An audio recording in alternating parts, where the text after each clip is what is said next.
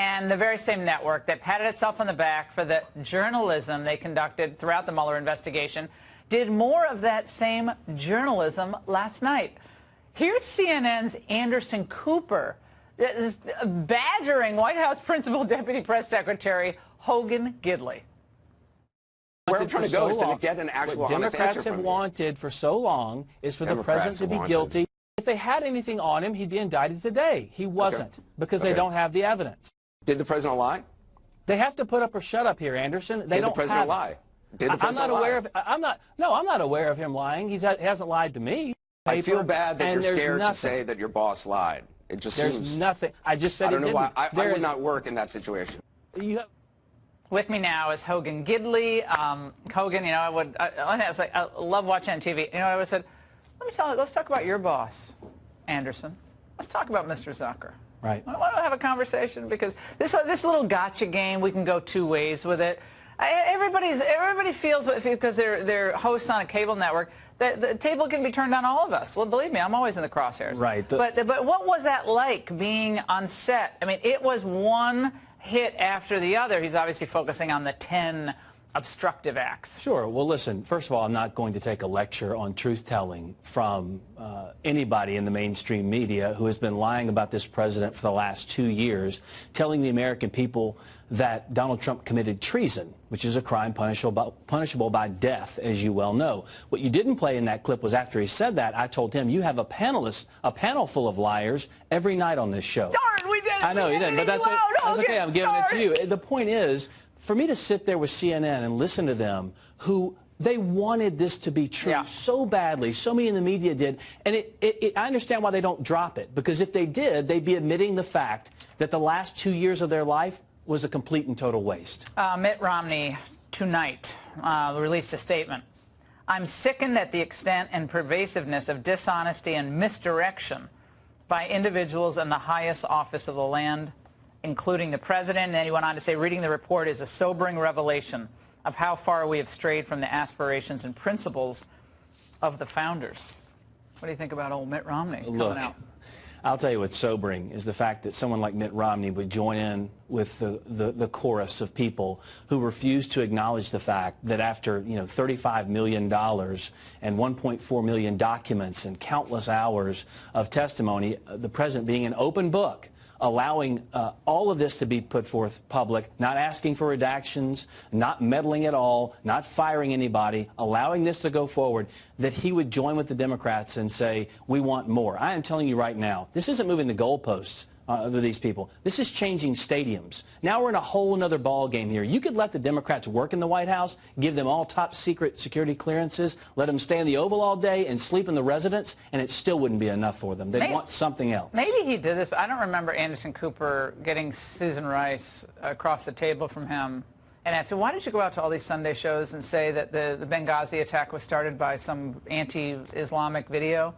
Why'd you do that? Like, maybe he did it, I'm forgetting it, but I don't remember the same ferocity of the criticism. Look, you've worked with the president for some time now. I know him quite well. He's tough. Like, he can be tough. But he's also funny and charming, but he's demanding. And I never am rattled by a demanding boss because it's someone who wants to hold the bar high. Absolutely. And I know he wants to succeed. And he was frustrated.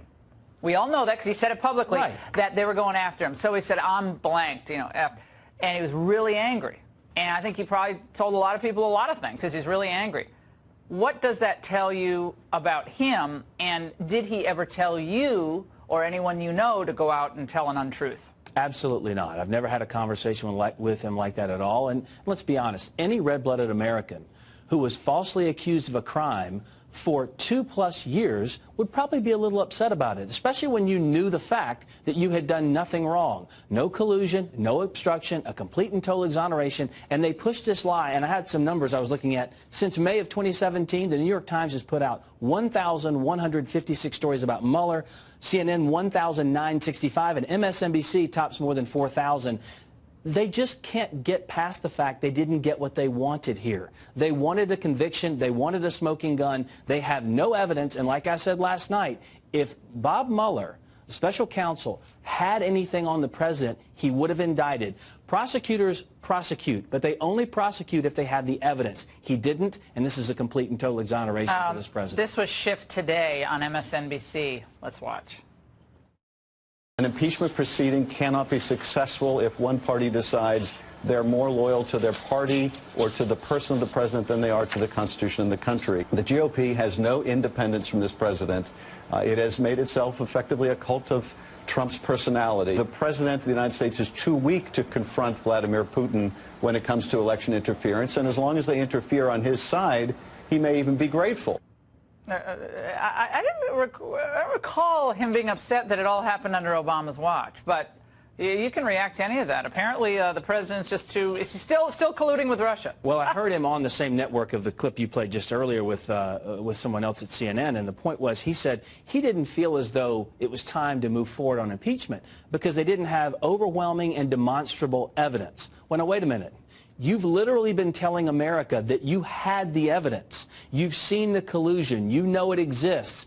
No one pushes up and follows up and says, hey, where's the evidence? Where's your evidence? Yeah, are you going to step down for lying about someone for 2 years? Are you going to be held accountable at all? It's absolutely disgraceful. Stetler, your friend over at CNN, is tweeting out 39 days since a formal press briefing. Not a sign of a confident White House. When's the next press briefing? I don't know.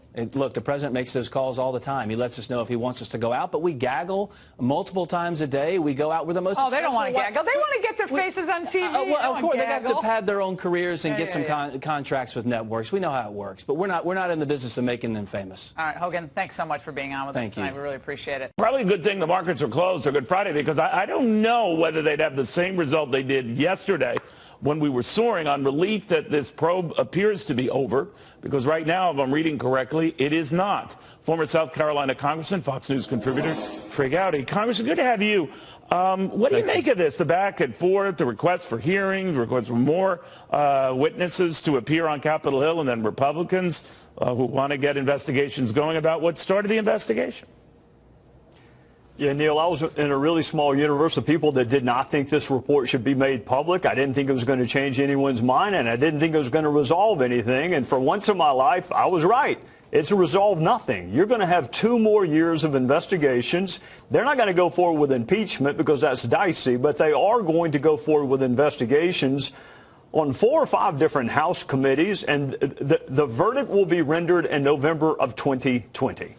You know what I'm curious about, and you know obviously a lot more about the process than I do. The Attorney General has already promised to the committee heads that they could see a largely, completely unredacted report. I guess about 20% was blocked out in this report, or 10% I should say, much less than folks thought. And that apparently is not good enough. Is that because the suspicion is that the whole thing is going to be leaked out, period? No, I think it is because it's got us talking. It's the same reason Adam Schiff claimed he wanted to investigate Russia, but took 4 months to give us his witness list. He wouldn't even assign people to the committee to conduct the investigation. They want this to last as long as it possibly can. Jerry Nadler should know that it is against the law for Bill Barr to share everything with him. You cannot give grand jury material. Barr's already offered to let a select number, and the fewer that see it, the less likely it is to leak. But say the gang of 8 in the House can look at an almost completely unredacted. That's not going to be enough. They're going to want to see the underlying data. They're going to want to see the documents. They're going to want to read the witness transcripts, because the objective is not a resolution. The objective is to make this an issue until the fall of 2020. Were you surprised by anything you read in the report? Mitt Romney is among those out saying that the course and tone of this was something he was not a fan of. Glad it's behind him, but he criticized the president and those around him. What about you? I was not surprised because this report was not written for the public. It was written for the Attorney General, and it was the Attorney General and a whole bunch of my Republican former colleagues that thought it'd be a really neat idea to share an Oppo research piece on someone who was not indicted. The Department of Justice doesn't do research papers. They either issue indictments or they do not. Clearly, he didn't have enough evidence on collusion. And what I would say with respect to Mueller is if you have enough on obstruction, then charge him. And then let a jury of 12 decide whether or not your evidence carries the burden of persuasion. But what we have now is a hung jury. He's going to lay out all the evidence he has. There's no resolution. Half the country is going to think the president obstructed justice. The other half's going to think he didn't.